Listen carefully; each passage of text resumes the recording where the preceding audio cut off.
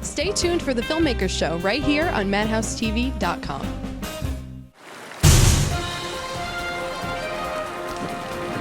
Watch Legal Straight Talk right here on Long Island Public Access, Channel 20.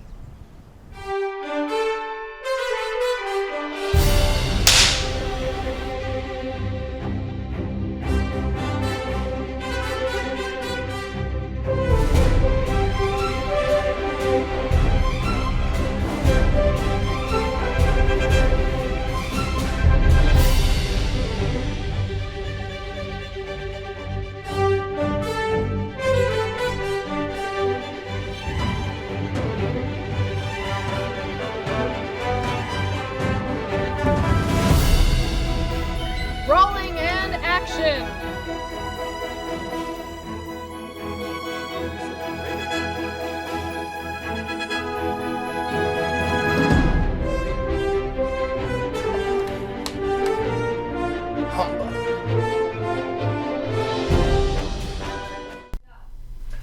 Hi everybody, Jerry Parisi here with the Filmmaker Show. Sorry we're on a few minutes later. We just happen to have had a technical difficulty. That technical difficulty was my wife. She wouldn't stop beating me up in the driveway. You're on your own. Can you cut that, please? That's just not at all Wait a minute. true. I only listened to every third word. We said this. So you said something about being true. What's true? Not true. That's 2 words. I can't count those. Oh, we're having a problem already. It's one of those Anyway, times. So listen, we got a wonderful guest tonight for you. We got the 2 shows as normally planned. We just started a little later than normal, but that's okay. It shouldn't affect our next show, Date Night, after us with Connie and Chrissy. Or is that Chrissy and Connie? I think it's Connie and Chrissy. I think it's Date Night with Connie and Chrissy, but that's after us. So you sit through our show first, then you can watch them. We have an amazing guest tonight. Her name Are you is... going to introduce her? Why don't you introduce her? Okay. We'd like to welcome Pat Patterson. This is Pat Patterson, ladies and gentlemen. Hi. There you go. And I got to tell you, we fell in love with her the minute we met her tonight. And our good friend Donna McKenna has asked her onto our show. And we really are happy because something about her told me that I was going to like her, because you guys all know that my favorite show, next to our show, is Younger. And I'm always saying, watch Younger. Well, Younger's shooting in New York City, and I'm really proud of that because I'm trying to get into it. However, this woman was on it. And you got a chance to work with Sutton Foster, who I love. I did. So tell us all about this, because at this point, why listen to me? You're a bigger star. Oh, no. I'm just the one on the show today. As you saw it on my reel, and Sutton and Miriam Shore, the show Younger is done by Darren Star. Now, Darren Star was the director of Sex and the City, Beverly Hills 90210. And what do you think of when you think of that? You think of the beautiful costumes they wear. And Sutton and all the girls on that show wear these great costumes. Oh, Yes. sure. Oh my God, they wear the stiletto heels, and I'll tell you a little story about that when I get through this. So the casting director calls me and says, we want to cast you. And I'm like, yay! And then I went, for what? And that didn't matter because I was going to say yay no matter what it was. So he said Younger, and by this point, this was only the second episode. So he said Darren Star. I said, oh yeah, I had read about it. And he said, just come over, we need to put you on camera. I said, great. So I go over, they put me on camera, and I said, this is very exciting, Darren Star. He said, there is one thing. I said, okay, John, what? He goes, you're wearing pasties. I said, what? I'm going on a Darren Star Sex and the City costume show, and I'm wearing nothing but pasties? He goes, yes. I went, okay. Why not? And Sutton, because you had asked me, Sutton and Miriam, because that's all I worked with, were so sweet. They were very, very sweet. I had told Sutton we're in the makeup wagon, and we're getting made up, and Miriam's hair it's like your length, and they put it up into this bun. It takes them like 2 hours to do. I think they eventually were going to get her a wig or something. So I was telling them the story that 3 or so years before, Sutton had been on Broadway in Anything Goes. Mm-hmm. And I had gone with my boyfriend at the time to see it, and he's from Los Angeles. He's loving it. He's kicking his feet. We get done. He's singing the songs. He goes back to LA. He's telling me, I think she's in love with me. I said, who? Knowing this man, it could be anybody. He said, Sutton Foster, I think she's in love with me. I can't stop singing the tunes. I said, she's in love with you. Well, his 70th birthday was coming. A friend of mine, Julie Halston, was in the show, and they were just about to close, actually. And I asked her if she could get a playbill signed for him. So she did. She said, to Paul, happy birthday, big heart, Sutton Foster. So I give it to him for his birthday, his 70th birthday a few years back. And I tell her this story, and she's just loving this story. She goes, call him. And I looked, and so I was like, okay, I call him in LA, and I give her the phone, and she gets on the phone, and she said, Paul, this is Sutton Foster. And he's, what? Sutton Foster, I'm in love with you. And he's like, what? She hands the phone to me, and I said, Paulie, that's actually Sutton Foster. He goes, no, it's not, Pat. And I'm going, I'm going to send you the picture. Get off the phone. I take a selfie, the two of us. Yeah. Send it to him, and he's calling back, and we're like, we're not answering. Oh, that's mean. I'm not answering. I'm sorry. I gave you a shot, my friend. So they were so mean. But you see that the one thing I didn't tell you, they wear these, stiletto heels. They got these great shoes. The second it's cut, costuming runs over with Uggs. They all throw Uggs on, and they carry their shoes around for them, and then they put the shoes back on. Wow. You couldn't stand in those 10 hours a day. No. You can't. And they were very sweet to me. They made sure that there were like 3 costumers around me to put on a robe or, to cover me up the second they called cut. And what I said to you, it's a closed set. There are still 40 people. Easy. On a closed set. Because there were extras, and background people. And there were 3 background women also in pasties, but for some reason... Right, I remember that scene is where all of you were behind the... little Show Me Your Oats thing for Joyce Carol Oates. It was Show Me Your Oats Day, which apparently everybody was showing their breast around New York City. Because if you know New York City, or New York State, the law is a girl can be topless anywhere, and that is true. And how it happened, I'll say it loosely. It is true. A person can't get arrested for it. However, most people don't go around exercising their rights. That How dare they not? But no, what happened was, from what I understood, someone who was high in the law world was given a summons on a boat while she and 2 of her friends were topless. Okay. What they did was they took it to the Supreme Court and said, basically, here's the deal. This is discrimination. If they don't have to wear a top, I don't have to wear a top. So the judge, who was a man, and what man would say no to that? I agree, ladies and gentlemen, you should not need to wear a top. Are you lapsing into Scrooge again? I always do. But I am more interested in hearing about Sutton and everybody else. But tell me about Miriam Shore, because I really love her too.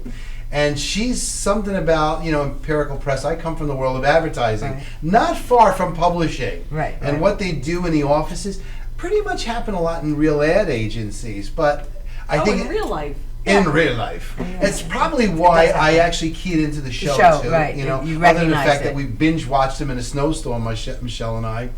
But she seems like the hard girl. No, she was a very sweet lady. God. She, as I mentioned to you, Sutton was getting, I think her bachelorette party was that weekend, and she was getting married in a few weeks. And Miriam, I think, has 2 young children, as I remember.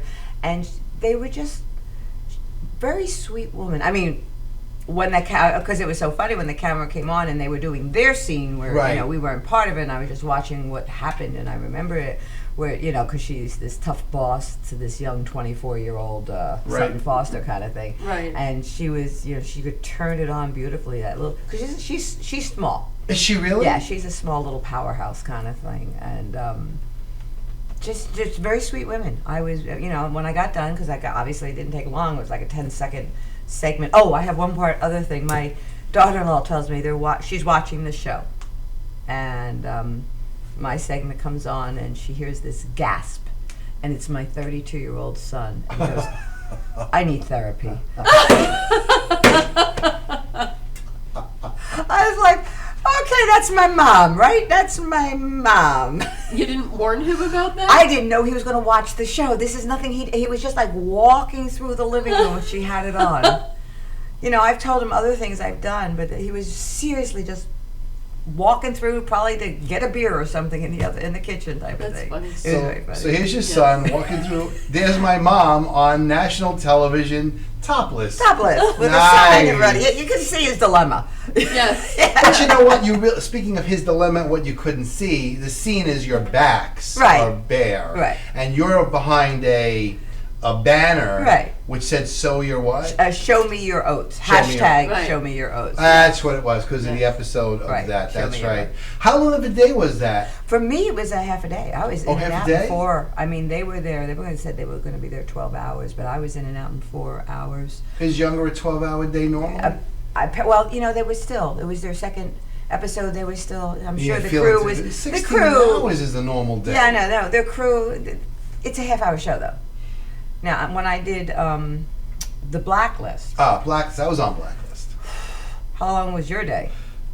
It wasn't. It was 2 days. I was in as a patient for the first day and sat around in pajamas in ultra freezing cold weather on the Chelsea piers. We're sitting there and they say there's too many. We have to, the fire marshal says we have to open this up. So they put the warmers, those big huge warmers, between two buildings, put like a roll thing down and You're kidding. I swear to God. And they created this alleyway with heat and plastic, which did absolutely nothing. No. Because it was like, I think it was like a 4-degree day or something like that. One of those very cold days, and I froze. So the first day I'm on Blacklist, I wasn't on Blacklist. I just kept waiting and waiting and waiting and waiting and waiting. Then they say you got to come back tomorrow. Okay, so now we got to like rearrange the schedule, and I got back to Blacklist the day later. And now I'm freezing and freezing and freezing, and it was like a bad dream over again. And I'm in hospital gown, so I'm not exactly clothed for the Yeah, moment. I got you on that When one. did you do that? I did it August. It was the first episode of the second season, so it was August. Oh, you were lucky. I see. Mine and was you know, like I mean, January.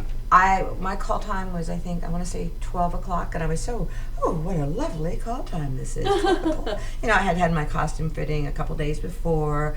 I get there, and I have a little dressing room, and I open the door, and I had to take a picture of it, because they said, oh, you have a refrigerator. I opened the door, and it was not even a full bottle of water. You know the little half bottles? Yeah, those little half I said, water, yeah. wow, guys, You spare go no with expense some. for the Yeah, but Blacklist fed everybody good. Oh, they fed phenomenally. Now, it was with Sarah Louise Parker, and she had just started on the show. It was her first episode on the show. And so we had a 12 o'clock call time. At 6 o'clock, all I had done is napped in my costume on the sofa in my dressing room. Then they called us down. We ate. I thought that was very nice of them. Then we went. We didn't hit the set till 11 p.m. Yeah, that's right. So I'm there 11 hours. I'm fine because we're going into overtime now. Sure. You know, I'm SAG. We're starting to cook. Ching, ching, ching. That's what we all do. I think we just Yeah, sit right. down, okay, Well, I we just mean- made another day. Yeah. So now we go through it, and you know, and we do the first set of 2. There was supposed to be like 5 scenes. First few scenes, and we go Wow. off, and they bring in the B team to do, and then they take us out to do camera angles. Sure. Next thing I know, now it's 12:31, and I'm wondering when did the buses stop, and how am I getting home? That's what I do too. What am I doing now? I gotta walk over the GW Bridge, I guess. So seriously. So then we're sitting down, and I'm sitting there talking to the Teamsters, because I love those guys, and we're talking about da-da-da-da, and suddenly the first team PA comes and says, you can go home now. I said, what? Oh I no. said, you can go home now. What happened? Michael Watkins is the director. Yeah. As he was doing the camera rehearsals, because they do it 3 cameras, he'd sat down on a chair, it broke, he hit the ground and got hurt. Oh. So we all went home, and they decided to not do the last couple scenes I was supposed to do, and they just cut it a different way. Oh. Because they were already over. I think they were supposed to be done like at 6 p.m. or something that day. So, but it was a very different show. The set on Younger, maybe because it's a half hour and it's not as much money as the Yeah, where'd they Blacklist. shoot that?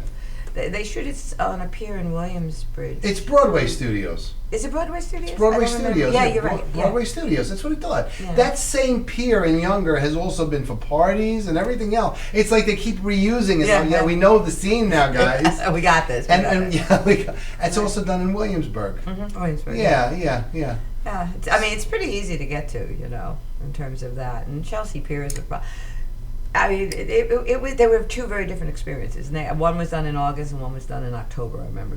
Listen, I'd rather shoot any day in the summer. I don't care. I love the heat. I can't stand cold. And then I remember. Yeah, no, that's. I had to catch a 1:36 in the morning train out of Huntington to get to the set to make sure I was there by 6.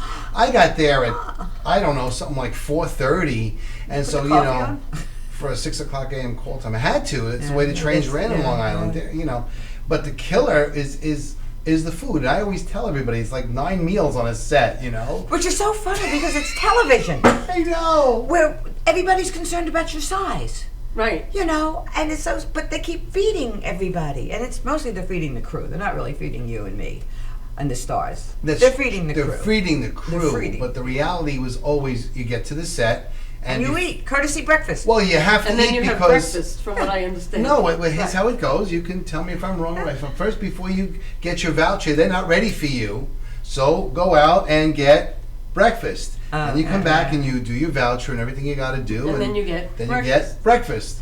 It's the second breakfast.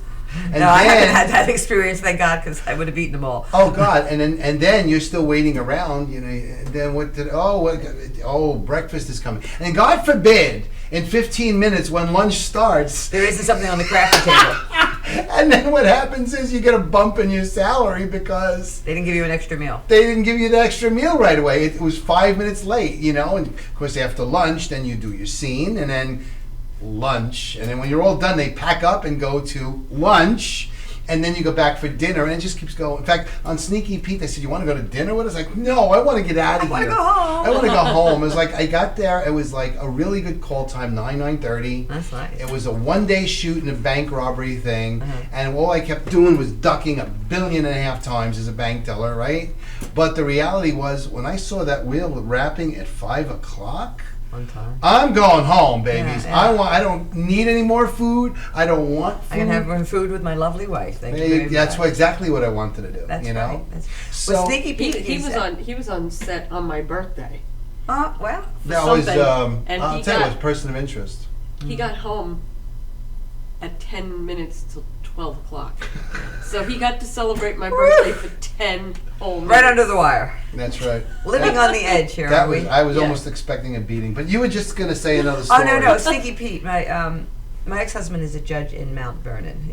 We're great friends. And he calls me and he goes, have you ever heard, and he starts telling me the production companies. And I said, I've heard the last one. I said, they're in Sherman Oaks in California. He goes, yeah, they want to do Sneaky Pete.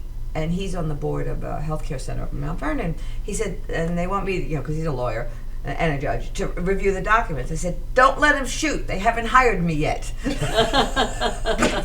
they hire me, give them the location. He goes, I don't think I can do that. I said, all right, well, then never mind. I'll get on it myself. But did they have to use a lot of different things to get into? I mean, when I did Amy Schumer, we did a courthouse scene, and we had to make sure we had everything up to date. They checked.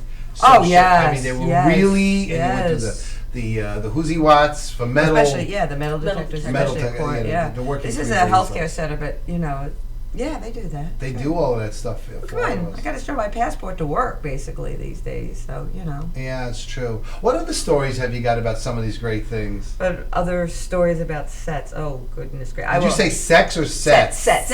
Oh, my gosh, did I not do my vocal? Time to pull on your ear. I didn't do my vocal warm-up, apparently. You were fine. Thank you. The issue. It was his issue. Thank you. Okay. Yeah. I will tell you, I also produce, and I produced a feature a few years ago. It's out. It's streaming now. It's called Junction, and it was. I've heard of Junction. Yeah. It was our first feature. Yeah. It's about 4 meth addicts who break into a home to steal a color TV, and then discover that the homeowner might be worse than they are, and then it becomes a hostage situation. It's not a comedy, although there's a lot of dark humor. There's not a single curse word in there. There is violence because of the hostage part of it, but there's not. People don't realize it. I said there's not a single curse word. We couldn't get a crafty person to not go insane on us. Every time I turned around, because I was the producer on it, I had a small role, but I was a producer, and I was the first producer on set. My daughter was first team PA. Every time I turned around, my daughter would be saying, Ma, Ma, so-and-so, I mean, they're losing it up there. I said, it's crafty. You put out some, I mean, we were having the food catered, so they were delivering it. Sure. Just basically, all this person had to do was all that other stuff, you know, the popcorn, the peanuts, make sure the coffee pots are plugged in the morning, for the courtesy that hard breakfast. stuff, It's a hard sell stuff. I mean, one person, this one girl, my daughter said, I know why she went crazy. I said, okay. She had a crush on one of the actors who was from soap operas. Oh. And because my daughter said, because she would take them through the kitchen to get to set, and she would see this girl be like, I guess she thought she was going to be the next Mrs. Da-da-da-da-da-da. I won't say his name. Right. You know, and just went crazy. Just like started screaming, and I have to go. Now I'm thinking, did someone sexually, harass her? I'm doing legal things in my mind, so I drive her home and whatever. So then we need somebody. We don't have anybody. We're an independent film, and there was this guy that was doing stand-in work. I don't know for who, because he didn't look like anybody on the set, but we were an independent He film. didn't look like anybody I knew. Nobody we hired, but okay, Kenny, could you think, and he was my daughter's age, maybe 21, could you think you could do that? I'll set up the coffee before I leave, and could you, because we had 5 a.m. calls. He couldn't do it. But we talk about, he had trouble, but everybody loved Kenny. We didn't care. Lunch could be late, breakfast could be late. People loved this kid. Just love this kid. So it's our last day, and we're making our days, although this day is coming up on like 20 hours. And we've got to make another meal. But nothing is closed. Nothing is open in Fort Lee, New Jersey, except the White Castle. So we call in an order for God knows how many tons of White Castle. Spent only 45 cents. Yeah, but it didn't matter, which was probably over our budget anyway. Right, and we put Kenny in his car to go to White Castle. Now we have an hour lunch, dinner, third meal, whatever you want to call it. An hour and a half later, he's still not back. We're back on set. Nobody has eaten. Oh, no. He got I hate that. lost. He got lost. Now, God bless it, he comes back with cold White Castle, which is not something you ever want to have in your life.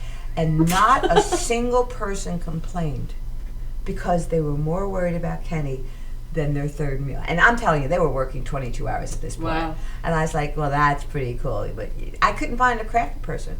It's like, I could get stars, I couldn't find a crafty person. They were just, they folded under the pressure of popcorn, I don't know, peanut butter and jelly sandwiches, that's the kind of things. Those peanut butter and jelly let me tell you. It's pretty But complicated. speaking of, it's that funny with peanut butter. You ever notice how many types of peanut butter there really are? You can't go to any normal supermarket and get that many. There must be 45 brands of peanut butter. With a spoon in them, and I'm always suspect that somebody licked the spoon. First team PA or somebody, first AD God. Just took the spoon and Why ate. is there so much peanut butter? Because it's cheap.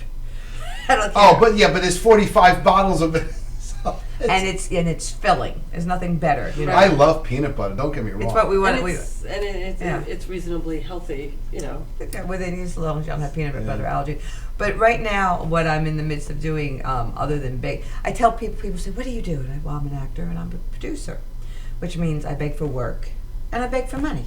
Right? Is that not what we do? That's what we do. I beg for money and I beg for work. Please hire me. Please give me money. Give me your money.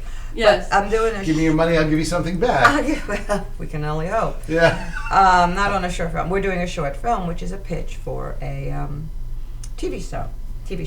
We were supposed to film it this past weekend, which would have been lovely. I've been able to probably bring you some raw footage, but we didn't because of conflicts. It happens. We're doing it in October. But it's I'm going to give you the pitch that I gave you in the dressing room. Is what happens when you die? Where do you go? Who decides? What if there's a waiting room? Who does decide? Right. What if there's a waiting room? And how long do you have to wait? And how long are you waiting there? Right. Well, what if the waiting room is a place like the Mustard Seed, a place for wayward and wistful souls? My home. And the man in the cap, who is God, keeps bringing people to my home, where they're waiting for what's next, the near-death experience. Do they go to heaven? Do they go to hell? Do they go back? Where do they go? I really don't know. That's an interesting thing, though. Do you get a number? Like when you die? Is it like at the deli? Right. Right. May I take your water, please? 29. We're serving 29 over here. Come over here. You know. I mean. Yeah, I just see it now. 106,425 million, please.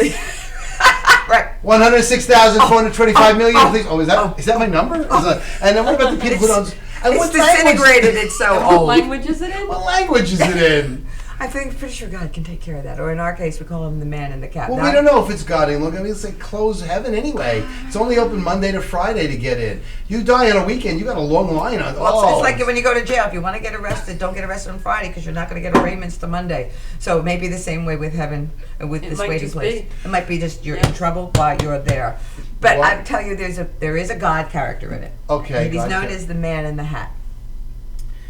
And I say, this is one thing I do like about being a producer. You get to tell people what to do sometimes. And I say Sometimes they listen. You see what she said sometimes. Sometimes, yeah. She's just kind of like under the rug. Tell them what to do. Sometimes. So I say to the director, I have cast the God character. And she's like, okay, we've worked together. She goes, who is he? I said, well, he's not an actor. She said, what? I said, yeah, I know.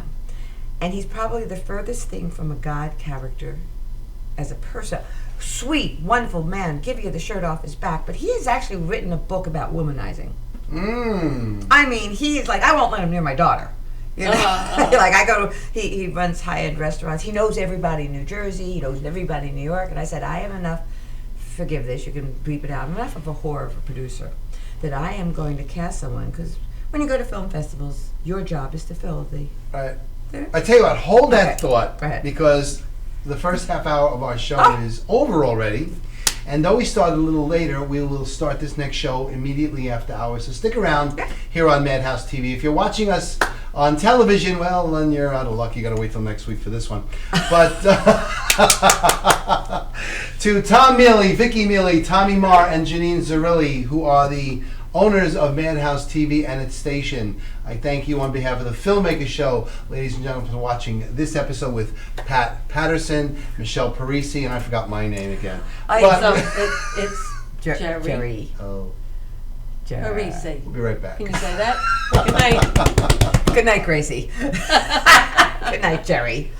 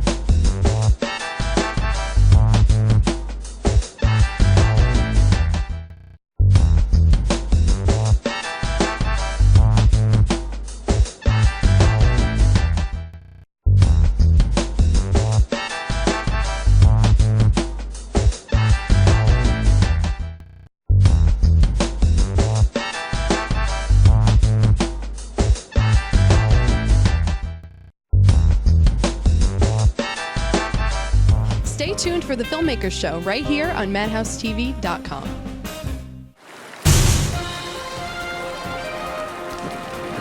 Watch Legal Straight Talk right here on Long Island Public Access, Channel 20.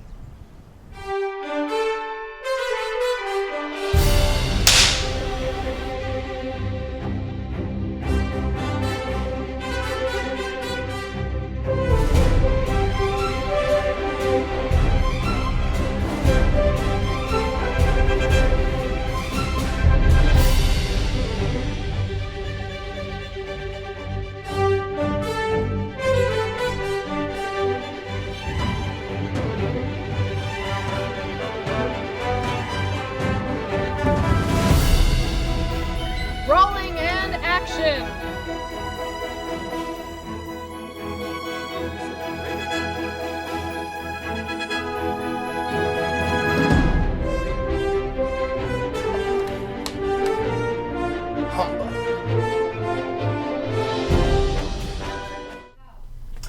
Hi, I'm Jerry Parisi, and welcome back to the Filmmaker Show live here at Madhouse TV. I brought my wife along with me. Hello.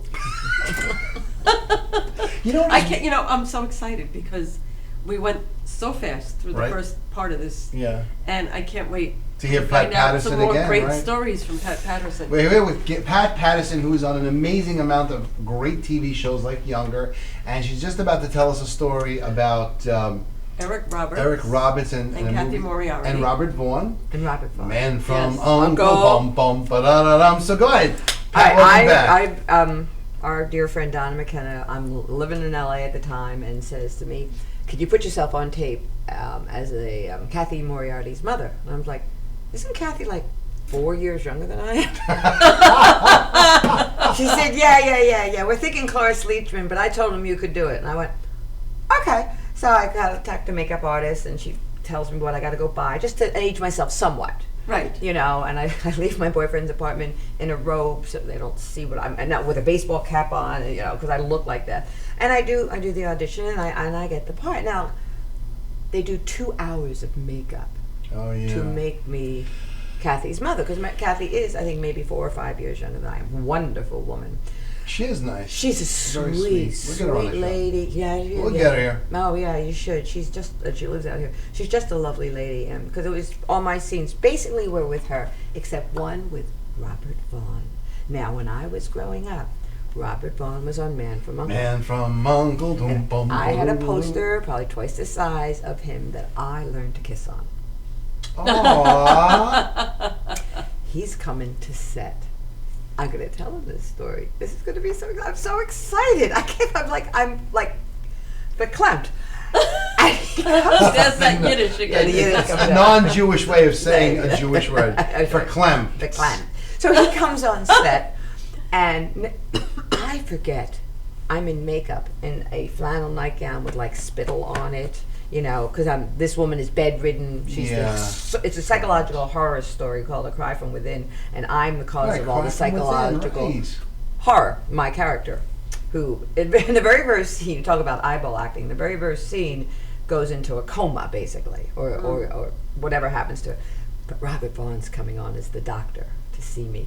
So we're waiting for them to light it, and I'm saying, "Oh, Mr. Vaughn, I was so excited to meet you. When I was, 14 or 13, I had a poster of you," and he's looking at this 80-year-old woman, Right. because I'm in makeup. Right. Sure. And he's not, I swear to God, I thought he was going to go like this.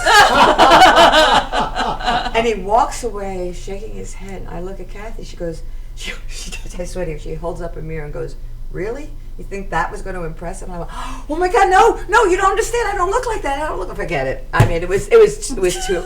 And don't tell me the end of this. Just stand Leo G. Carroll walked in Yeah. with David McCallum.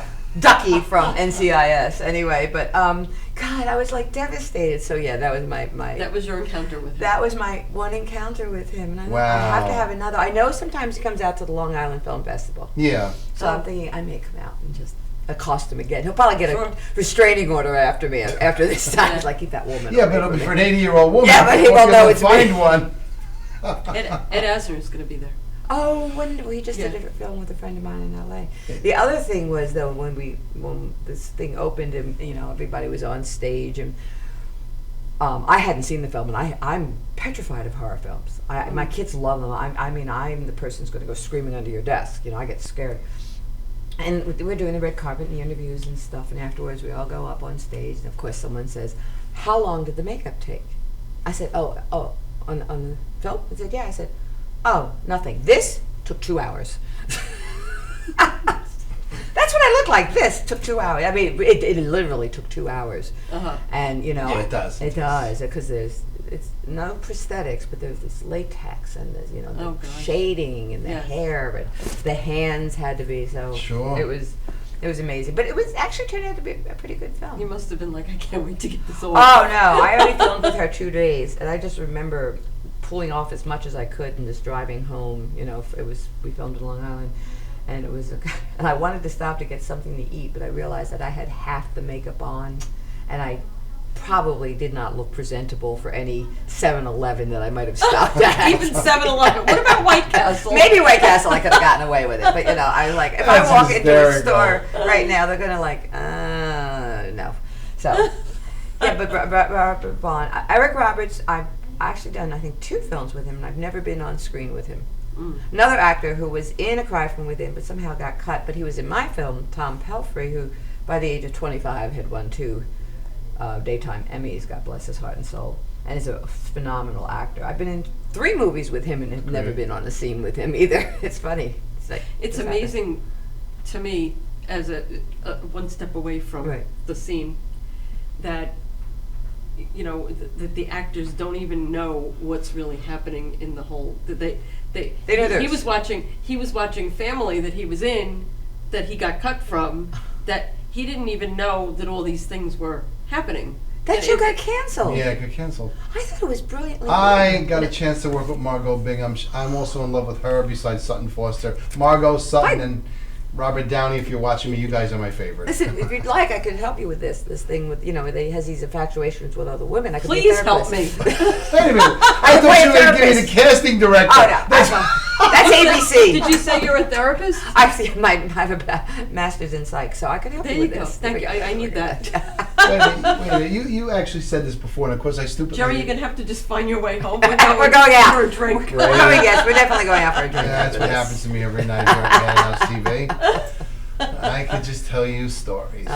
So now, who casts younger again? I just got to make sure I remember. Bonnie Finnegan. and Stephen Jacobs. Finnegan Jacobs casting. I will send you that in an email. Finnegan Jacobs casting. That's in case you guys want to come up to New York. I know you in the South will be watching us all the time.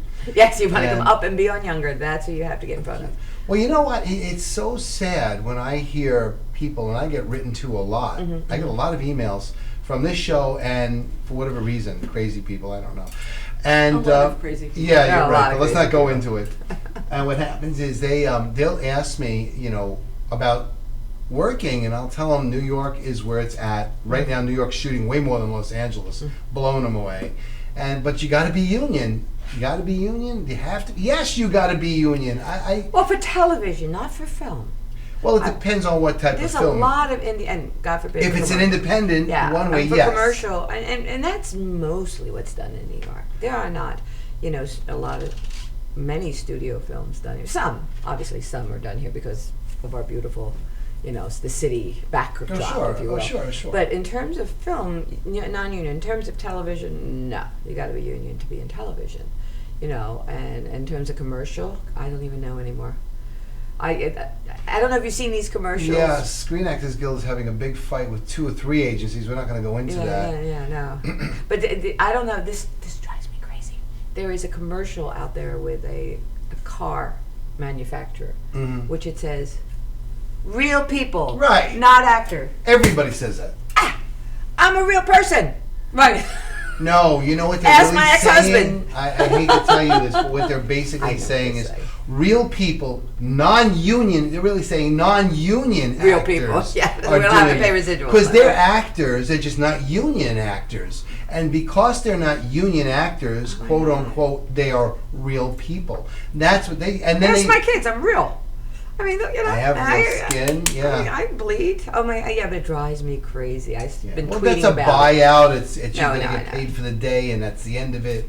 But Los Angeles, I end up mentoring a lot of young actresses and some actors, but mostly it seems actresses. And they say the best thing to me, that right out of college, and personally, if you want to be an actor, I would not, and you have a child and they want to become an actor, don't send them to college. They're going to walk out of college $140,000 in debt, and they're an actor.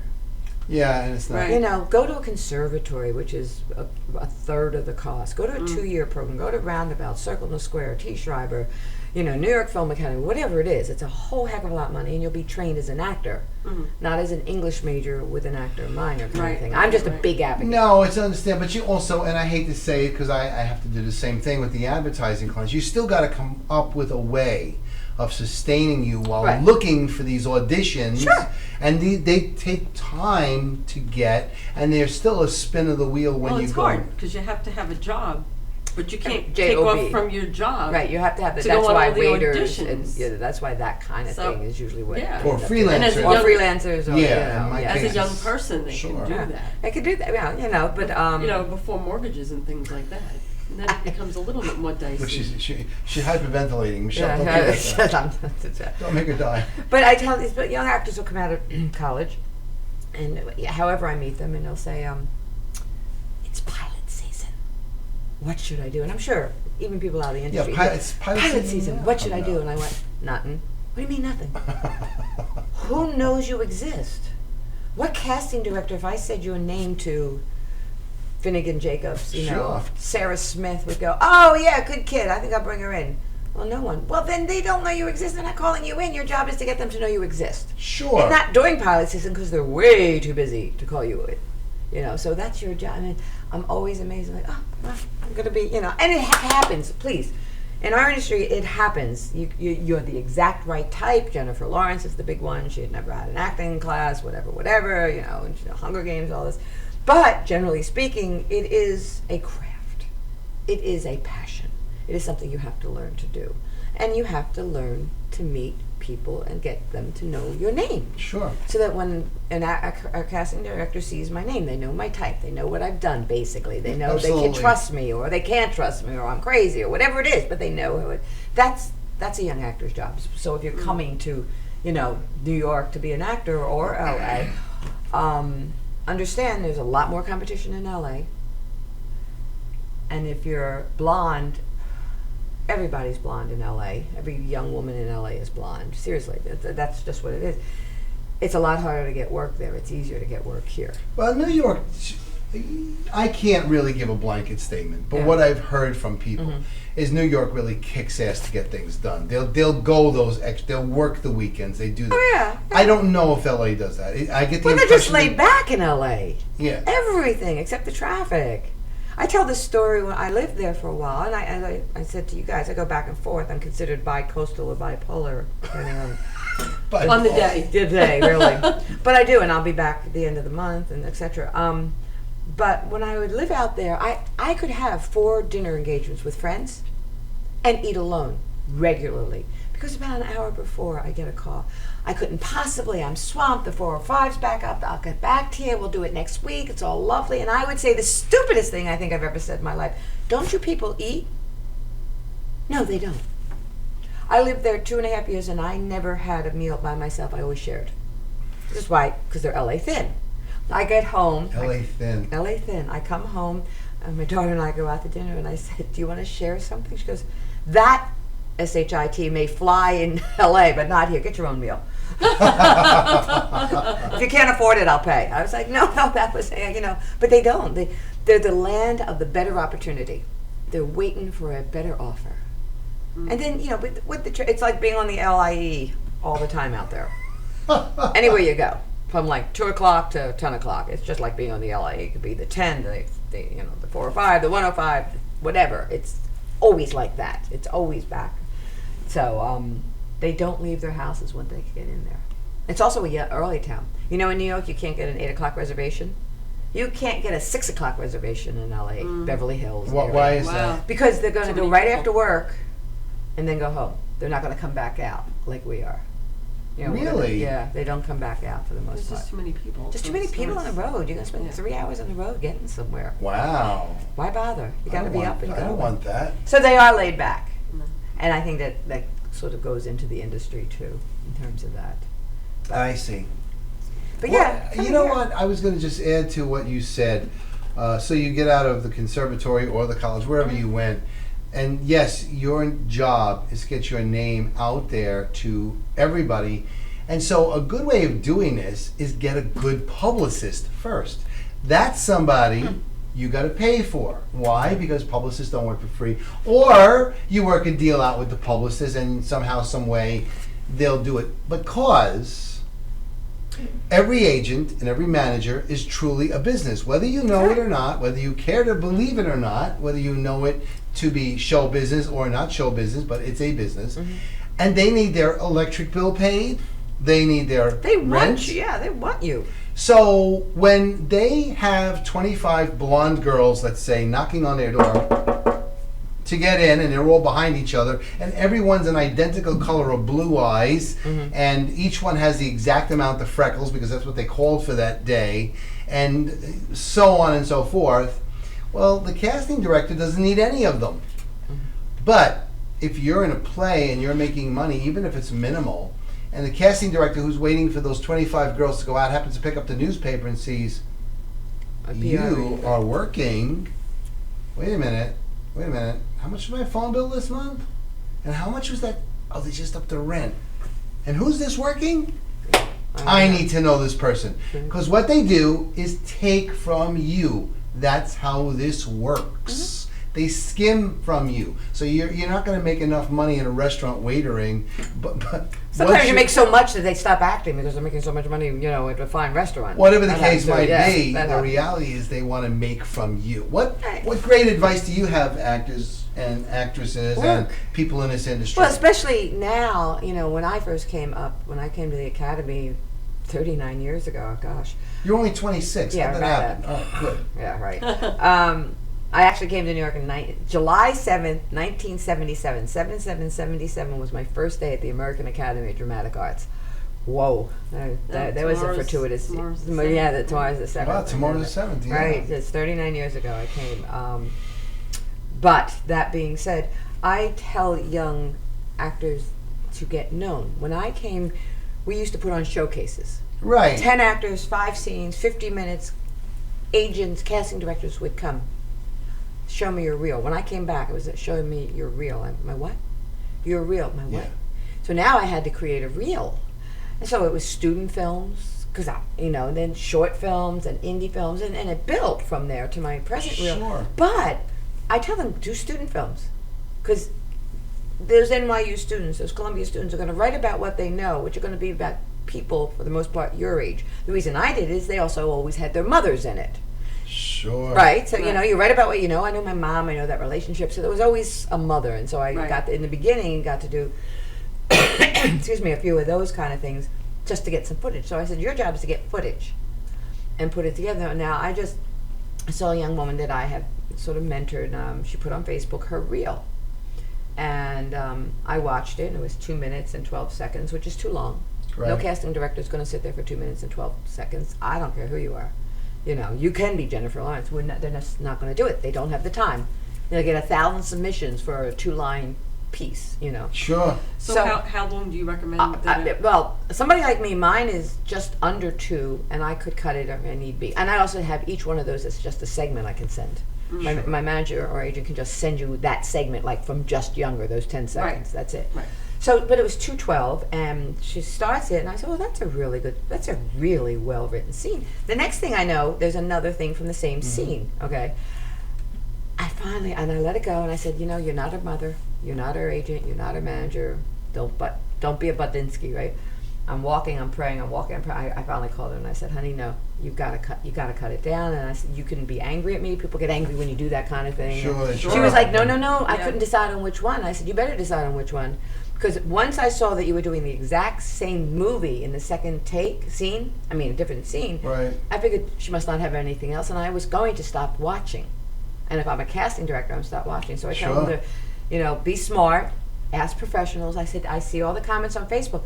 They're your family and friends. They're not your business. That's correct. That's right. That's very good. Very good advice. Ask people in this industry. Go to a cast. Go to a workshop. beg some casting director. There are To places watch to you if watch it and say, possible, right.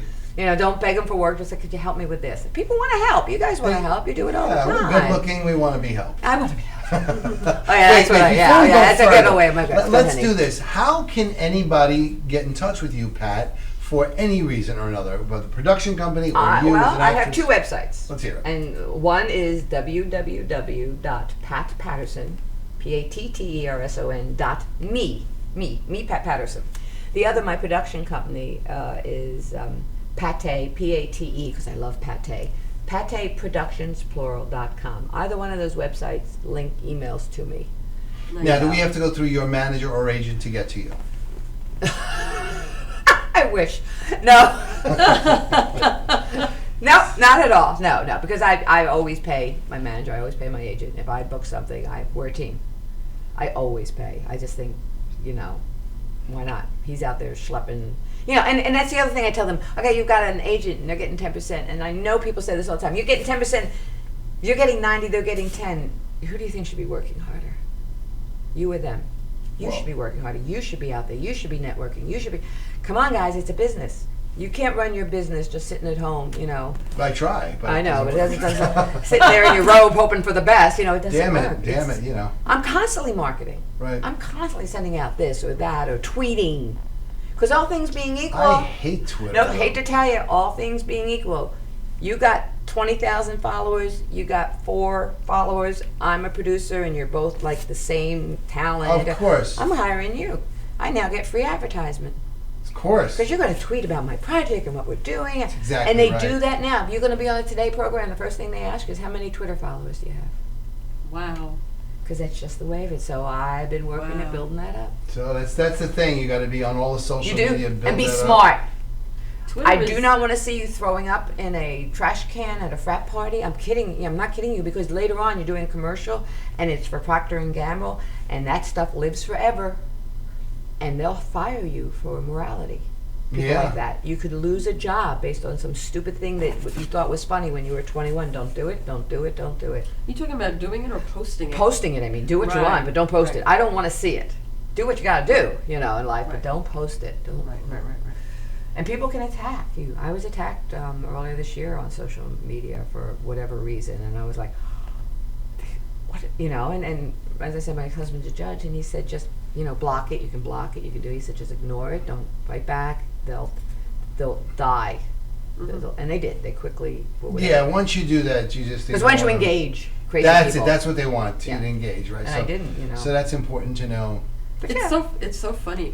My background is that I teach, Mhm. and in the world of teaching, there are school districts that instruct their employees not to go on Facebook, Yeah. and they have to make up fake profile names. It's completely the flip side from what you were just saying in the acting world. You have to promote yourself.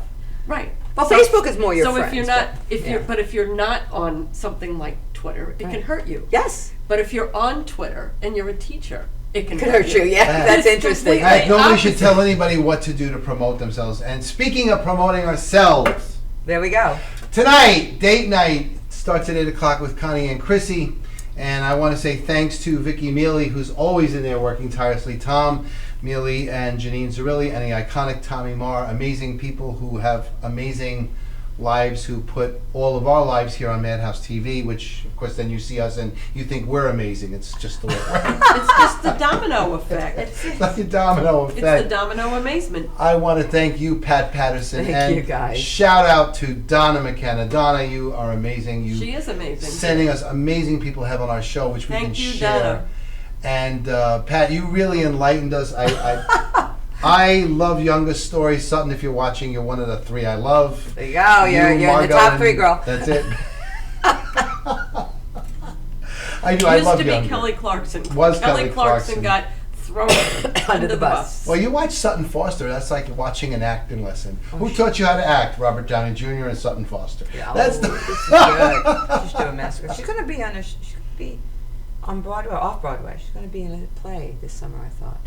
Well, I don't know, but I'll tell you what, if I do know, find out, she's going to be there, so we'll watch You'll be it. there. And from all of us here at Madhouse TV, the Filmmaker Show, and some of all the other wonderful shows we have on the air, we want to wish you a very good night, Stay safe. Enjoy life. Go for it. Don't let anybody ever stop you. And with that, we'll see you next week. Good night. Good night.